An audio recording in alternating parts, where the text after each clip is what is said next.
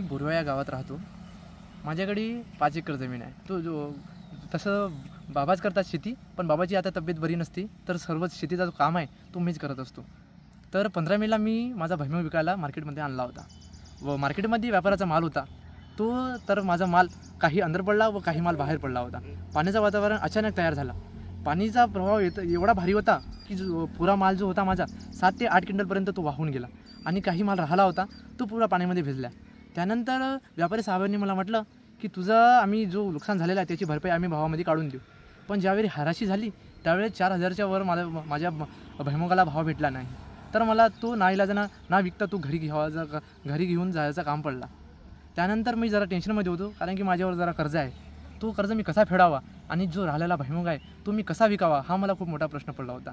परंतु काल रात्री मला शिवराव चव्हाण सरांचा फोन आला, जो आपले कृषी मंत्री आहे त्यांचा मला फोन आला.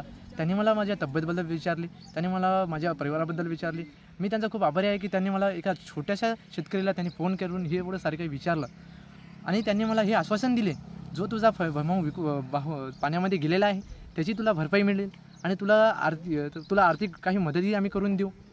त्यानंतर त्यांनी मला हेही आश्वासन दिले, जो तुझा राहिलेला माल आहे तोच आम्ही त्याच भावामध्ये विकून देऊ ज्या दिवशी जो मार्केट होता त्याच भावामध्ये तुझा भुईमुग विकला जाईल.